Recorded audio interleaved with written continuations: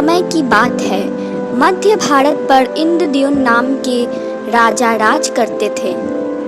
वह भगवान विष्णु के बहुत बड़े भक्त थे और उन्हें उनके दर्शन की बहुत इच्छा थी। एक दिन एक साधु घूमते फिरते उनके दरबार में आए और उसने राजा से बोला कि उड़ीसा में विष्णु जी को उनके असली स्वरूप नीलमाधव के रूप में पूजा जाता है। फिर राजा ने तुरंत अपने मुख्य पुजारी के भाई विद्यापति को उड़ीसा जाकर नीलमाधव के बारे में खोज करने की हुक्म दी।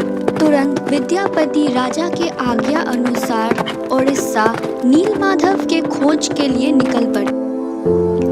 वहां उड़ीसा में उन्होंने एक कबीले के सरदार विश्ववासु को गुपचुप नीलमाधव के पहरेदारी करते हुए पाया।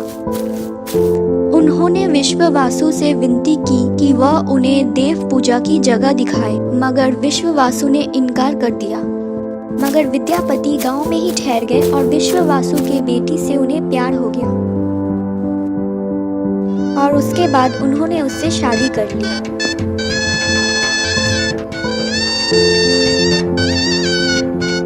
शादी के कुछ ही दिनों बाद विद्यापति ने अपनी पत्नी से नीलमाधव के एक झलक दिखाने के लिए अपने पिताजी को मनाने के लिए कहा। अपनी बेटी की जिद देखकर आखिरकार विश्ववासु मान गए, लेकिन एक शर्त पर कि विद्यापति को आंखों पर पट्टी बांधकर ले जाया जाए। लेकिन विद्यापति बड़ी चालाकी से रास्ते पर सरसों के दाने गिराते गए ताकि बाद में राजा के साथ आने पर वह भटके नहीं। लेकिन गुफा में विद्यापति ने जब नीलमाधव की दिव्य छवि देखी तो वो देखते ही रह गए।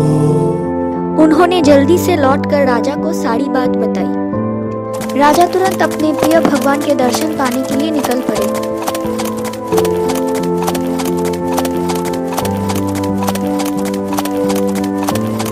पर जब विद्यापति के साथ वह गुफा में पहुंचे तो उन्होंने कुछ नहीं पाया। पर नीलमाधव अंतर ध्यान हो चुके थे और राजा का दिल टूट गया। राजा उदास हो गए थे। तभी जैसे देवलोक से एक संदेश आया कि वह पूरी जाए। लकड़ी के उस तने को जो समुद्र में तैर रही थी उसे किनारे पर ले आए। राजा ने आदेशों का पालन किया और उन्हें सच में पुरी के समुद्र के लहरों में एक पेड़ का तना तैरते हुए नजर आया। खुशी से झूमते हुए वह उसे महल में ले आए। लेकिन उस ठोस लकड़ी में से किसी ने भी नीलमाधव की छवि तराश नहीं पाया। जब इस काम को करना असंभव हो गया तब देवताओं के शिल्पकार विश्वकर्मा एक बूढ़े बढ़ई के रूप में प्रकट हुए।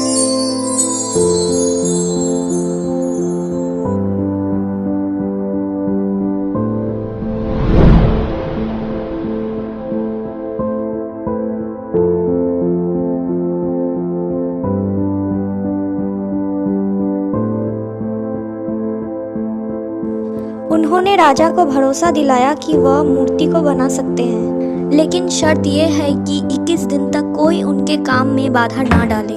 राजा ने फौरन शर्त मान ली, लेकिन 15 दिन के बाद रानी की सब्र टूट गई। उन्होंने राजा से दरवाजा खोलने की जिद की। राजा ने दरवाजा खोलते ही देखा कि बढ़ई गायब हो चुके थे और अपने पीछे लकड़ी के अध बनी मूर्तियां छोड़ गए थे। माना जाता है कि लकड़ी की उन 3 मूर्तियों की जैसी ही मूर्ति पुरी की मशहूर जगन्नाथ मंदिर में स्थापित की गई है। Hey guys! So if you like the video, please hit the like button and share the video with your friends and family. और सब्सक्राइब करना मत भूलना। और हाँ, हैप्पी रथ यात्रा गाइस।